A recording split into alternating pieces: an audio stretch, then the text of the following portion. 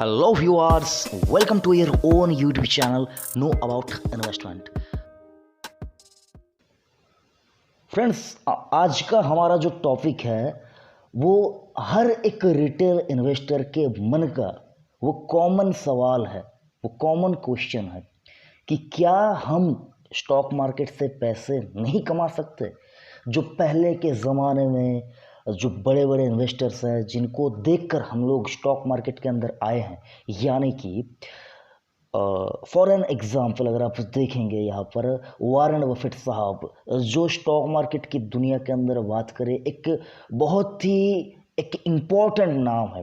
Stock market का अगर नाम आता है तो उनका नाम आएगा ही आएगा। तो उन्होंने जो इतना सारा पैसा स्टॉक मार्केट से कमाया है या फिर कह लीजिए बनाया है, हम और आप क्या इतना पैसा स्टॉक मार्केट से बनाने के बारे में जो वो सपना देखते हैं, क्या वो भी देखना हमारे लिए सही नहीं है? जी हाँ दोस्तों, बिल्कुल सही है। इस वीडियो के अंदर हम लोग वही सीखेंगे कि वो कौन सी गलती है जो एक रिटेल इन्वेस्टर को, यानी कि सर जो छोटे इन्वेस्टर होते हैं, जो बिगिनर्स होते हैं, उनको पैसा बनाने से रोकता है। यानी कि वो कौन सी ऐसी ताकत है जो आपको प्रॉफिट तक जाने के लिए रोक देता है बीच रास्ते के अंदर। यही हमारा टॉपिक है। तो आपको एक छोटा सा एग्जांपल पहले दूं कि जब आप शॉपिंग करने के लिए मार्केट में जाते हैं तो आपको सबसे पहले आप कौन सी चीज़ खरीदते हैं? कौन सी चीज़ खरीदते हैं? जो चीज़ की आपको ज़रूरत है उसी चीज़ को आप सबसे पहले बाज़ार से खरीदते हैं। क्यों? क्योंकि आपको उस चीज़ को जो मतलब आपने सोच लिया था कि मुझको कल सुबह उठकर ये चाहिए, मुझको कल दोपहर को ये चीज़ चाहिए, मुझको घर पे किचन पे ये चीज़ चाहिए, मेरे कार में ये चीज़ चाहिए। मतलब कोई ना कोई एक सामान या प्रोडक्ट है जो आपको आपके डेली रूटीन के अंदर जिस चीज़ की आपको रिक्वायरमेंट रहती है उस चीज़ को आप भूलते नहीं हैं। लेकिन क्या ऐसा कभी नहीं हुआ कि आप बाज़ार में शॉपिंग करने के लिए गए और कोई एक सामान, कोई एक प्रोडक्ट, कोई एक चीज़ आप भूल गए? ऐसा हर किसी के साथ हुआ है, मेरे साथ, आपके साथ, इस संसार में जितने भी लोग हैं, किसी ने कभी ना कभी ये गलती की ही होगी कि वो मार्केट में गया एक चीज़ खरीदने के लिए, लेकिन वो दूसरा चीज़ उसको जो खरीदना था वो उसको लेने से भूल गया, मतलब वो लेना भूल गया। ऐसा होता है। यही एक सिंपल सा एक अगर आप देखेंगे एक रूल है कि हम लोग भूलते उस चीज़ को है जिस चीज़ की अगर आप देखेंगे बहुत ही ज़्यादा रोल हमारी लाइफ के अंदर, हमारे लाइफस्टाइल के अंदर या फिर कह लीजिए हमारे वर्क के अंदर नहीं रहता, उस चीज़ को हम भूल जाते हैं। लेकिन हम लोगों को खराब भी तब लगता है, यानी कि सर अगर आप देखें आप चिड़चिड़े भी हो जाते हैं कि मैं वो चीज़ लेना भूल गया। अब सोचेंगे कि मैं इस चीज़ के ऊपर इतना ज़्यादा देर तक क्यों बोल रहा हूँ। स्टॉक मार्केट के अंदर भी सर यही चीज़ होता है। आप लेना चाहते हैं जो चीज़ आपको चाहिए, आपको वो चीज़ महंगे पे लेना पड़ रहा है, महंगे पे लेना पड़ रहा है, तब आप क्या कर रहे हैं? आप सब्स्टिट्यूट ढूंढ रहे हैं, सब्स्टिट्यूट ढूंढ रहे हैं, वही एक गलती कर रहे हैं। यानी कि सर जो मैंने आपको एग्जाम्पल दिया, आपको जिस चीज़ की ज़रूरत है आप उसको ले लेते हैं। क्यों लेते हैं? आपको उस चीज़ की ज़रूरत है। स्टॉक मार्केट के अंदर भी अगर आप पैसा बनाना चाहते हैं, प्रॉफिट तक जाना चाहते हैं, प्रॉफिट लेना चाहते हैं, तो आपको प्रॉफिटेबल कंपनीज को ढूंढना होगा सर। यानी कि जो कंपनी आज की डेट में प्रॉफिट कमा रही है, प्रॉफिट में है, आपको सबसे पहले उस लिस्ट में से एक स्टॉक चूज करना होगा।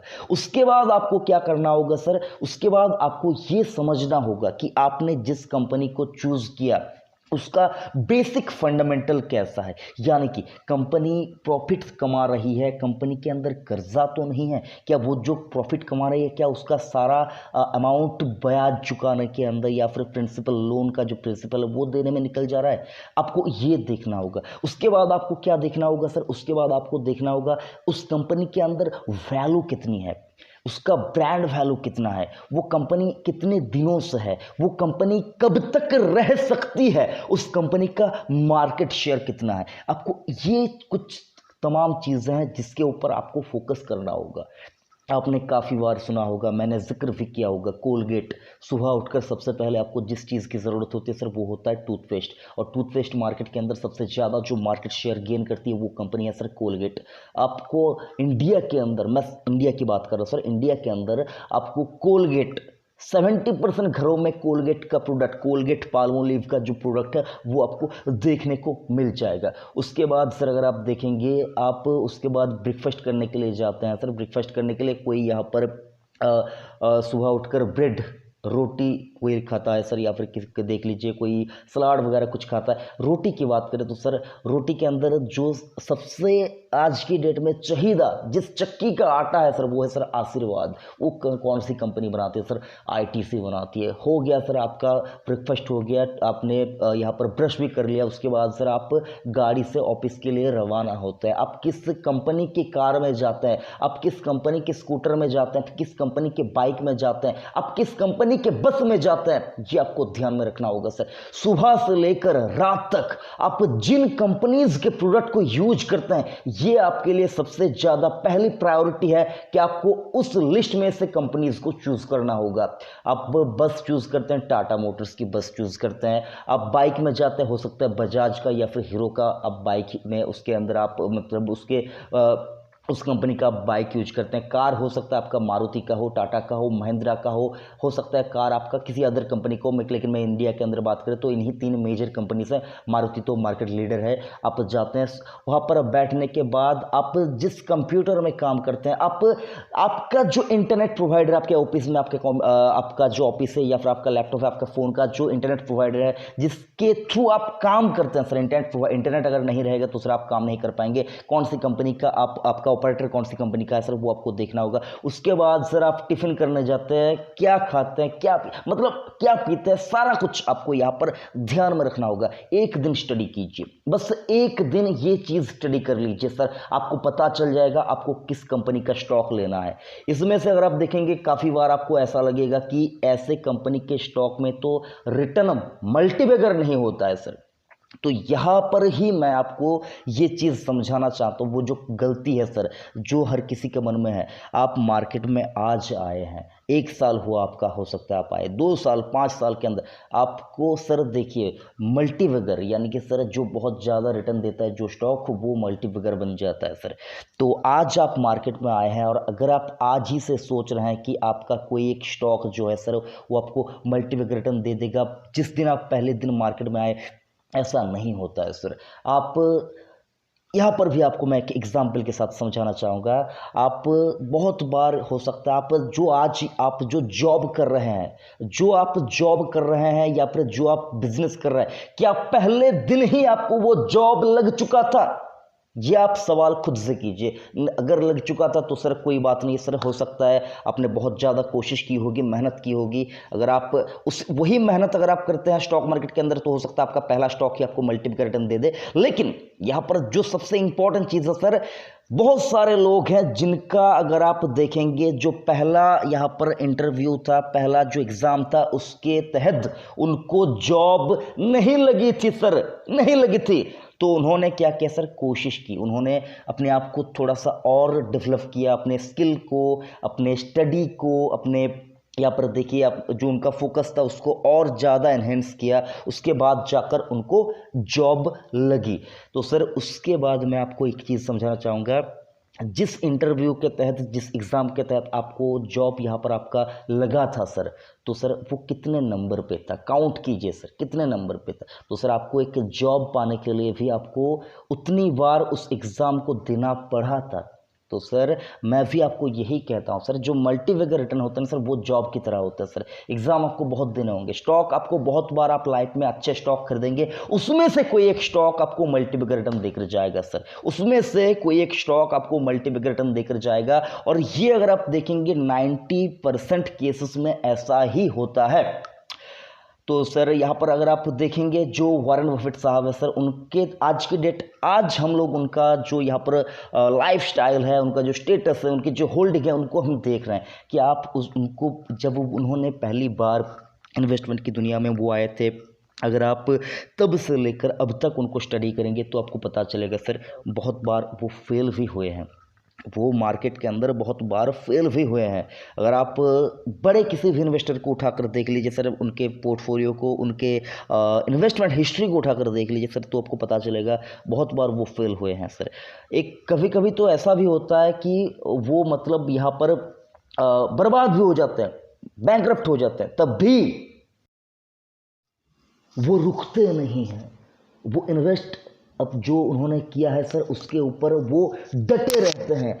वो उसको समझ लेते हैं पहले ही क्या उन्होंने किस कंपनी में निवेश किया था। वो बहुत बार मतलब ऐसा भी होता है कि उनका जो स्टॉक है वो 50%, 60%, कभी कभी तो 80% भी डाउन हो जाता है। कभी कभी तो कोई कंपनी ऐसी भी होती है सर, जिन स्टॉक में उन्होंने निवेश किया है वो कंपनी ही डिलिस्ट हो जाती है।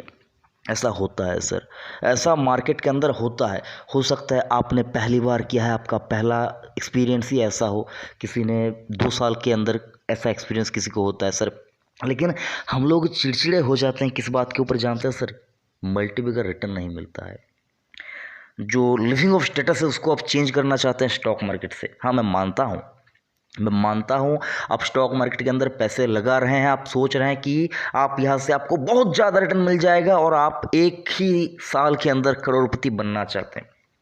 आपको हो सकता है ये बात खराब लगे, हो सकता है आपको ये बात आपके दिल पर लग जाए, लेकिन सर कभी भी किसी भी फील्ड में अगर आप देखें, स्टॉक मार्केट इस यूनिवर्स का ही एक पार्ट है।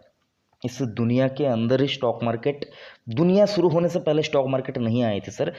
दुनिया शुरू होने के बाद, बाकी अदर इन्वेस्टमेंट टूल्स आने के बाद, काफ़ी बाद में ये स्टॉक मार्केट आया था सर।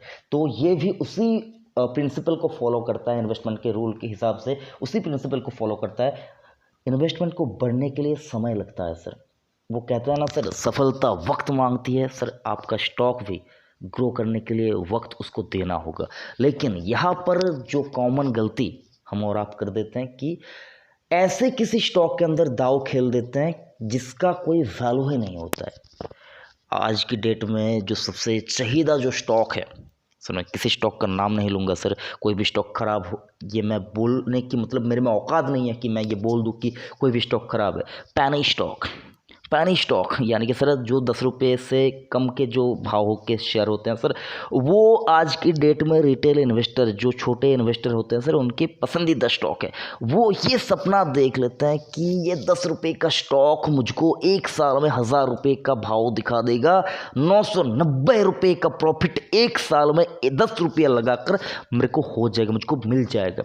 ये वो सोच लेते हैं सर, और ये सपना लेकर वो अपने इन्वेस्टमेंट को रोज़ देखते हैं, आज बढ़ा, आज बढ़ा, आज बढ़ा, हर रोज़ देखते हैं। लेकिन देखने को उनको मिलता यही है 10 का 5, 5 का 2, 2 का 1, 1 का 25 पैसा हो गया सर। तब जाकर उनको ये समझ में आता है, ये उनको एहसास होता है कि मैंने खराब कंपनी के अंदर निवेश किया है। मैं आपको ये सवाल पूछता हूँ, आपने ऐसे किसी कंपनी के अंदर निवेश किया है जिसका प्राइस 10 रुपये के नीचे का है? हो सकता है आपका जवाब येस होगा। अगर आपका जवाब येस है तो मैं आपके ये सवाल दोबारा से एक और सवाल पूछूंगा सर, आपने क्या उस कंपनी का फंडामेंटल एनालिसिस आपने किया था? क्या आपने उस कंपनी के बिजनेस मॉडल को समझा था? क्या आपने उस कंपनी के बैलेंस शीट को रीड किया था? नहीं किया था। क्या सोचा था? बस ये सपना देख लिया था कि ये स्टॉक 10 का 1000 हो जाएगा, ये सोच लिया था। 10 का 100, 10 का 1000, ये सोच लिया था।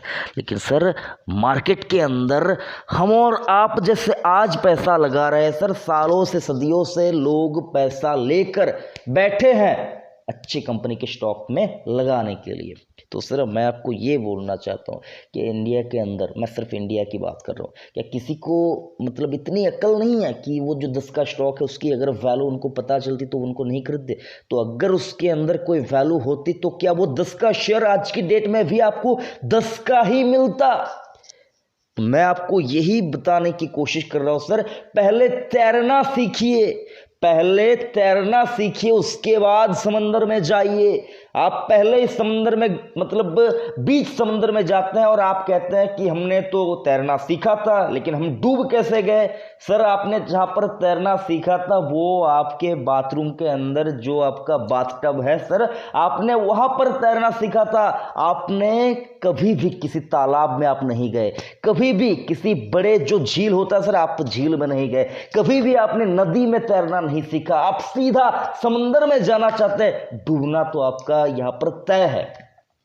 पहले तैरना सीखिए, और तैरने के लिए जो आपका यहाँ पर वातावरण होता है ना सर, उसको आपको चेंज या फिर कह लीजिए अपग्रेड करते जाना है। कैसे अपग्रेड करेंगे, वो तो सर आपका पहला स्टेज आपका बाथटब हुआ, उसके बाद स्विमिंग पूल, उसके बाद तालाब, उसके बाद झील, उसके बाद नदी, बाद में आपको समंदर मिलेगा। उसको अगर आप एक बार तैर के पार कर गए सर, तो आपकी ज़िंदगी सेट है।